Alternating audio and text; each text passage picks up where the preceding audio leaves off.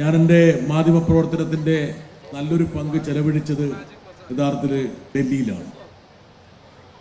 അന്നൊക്കെ ഉണ്ടായിരുന്ന മാധ്യമപ്രവർത്തനത്തിൻ്റെ ഒരു അസ്ഥികൂടം മാത്രമാണ് ഇന്ന് ഡൽഹിയിൽ അവശേഷിക്കുന്നതെന്ന് പറയുന്നതിൽ എനിക്ക് യാതൊരു മടിയുമില്ല.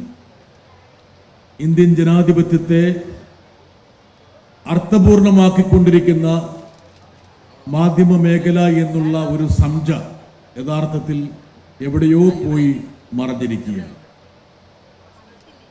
സ്വതന്ത്രമായ ഒരു മാധ്യമ പ്രവർത്തനം അസാധ്യമാകുന്ന ഒരു കാലഘട്ടത്തിലേക്കാണ് നമ്മൾ കടന്നു വന്നിരിക്കുന്നത്.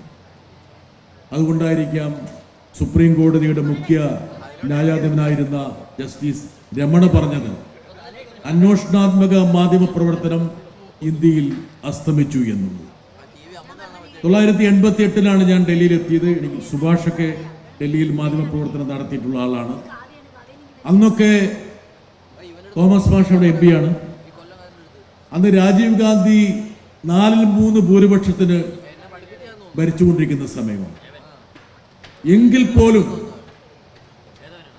ഇന്ത്യയിലെ പ്രധാനപ്പെട്ട മാധ്യമങ്ങൾ ഓരോ ദിവസവും അന്വേഷണാത്മക മാധ്യമ പ്രവർത്തനത്തിന്റെ ഭാഗമായി ഒട്ടേറെ വാർത്തകൾ അച്ചടിച്ചുകൊണ്ടിരുന്നു. എനിക്ക് തോന്നുന്നു 80കളുടെ അവസാനത്തിലാണ് ബഫേഴ്സ് കുംഭകോണമൊക്കെ പുറത്തേക്ക് വന്നത്. അന്ന് ഇന്ത്യൻ എക്സ്പ്രസും ഹിന്ദുവൊക്കെ മത്സരിച്ചാണ് അത് സംബന്ധിച്ചുള്ള വാർത്തകൾ നൽകിയത്. പാർലമെന്റ് സമ്മേളനം നടക്കുമ്പോൾ അന്നത്തെ പത്രത്തിലെ പ്രധാനപ്പെട്ട അന്വേഷണാത്മക വാർത്തയായിരുന്നു സഭാ തലത്തിൽ പ്രക്ഷുബ്ധാവസ്ഥയ്ക്ക് വഴിവെച്ചിട്ടുള്ളത്. പിന്നീടത് സംയുക്ത പാർലമെന്ററി സമിതിയുടെ അന്വേഷണത്തിലേക്കൊക്കെ പോയ ഒരുപാട് അവസരങ്ങളുണ്ടായി.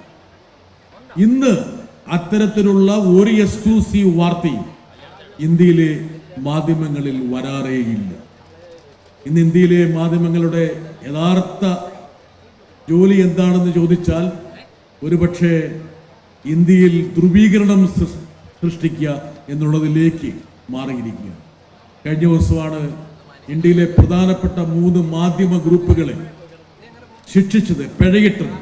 ആ 3 മാധ്യമ ഗ്രൂപ്പുകളും ഇന്ത്യ ടുഡേയും ടൈംസ് ഓഫ് ഇന്ത്യയുടെ ഗ്രൂപ്പ് ഉൾപ്പെടെയുള്ള ആ മാധ്യമ സംരംഭങ്ങൾ യഥാർത്ഥത്തിൽ തങ്ങളുടെ സ്റ്റുഡിയോ മുറികളിൽ വെറുപ്പിൻ്റെയും വിദ്വേഷത്തിൻ്റെയും ജ്വാലകൾ സൃഷ്ടിക്കാൻ വേണ്ടിയാണ് ശ്രമിച്ചത് എന്നുള്ളത് ഒരു സ്വതന്ത്ര അതോറിറ്റി കണ്ടെത്തുകയും ആ 3 മാധ്യമ സ്ഥാപനങ്ങൾക്ക് പിഴയിടുകയും ചെയ്യും.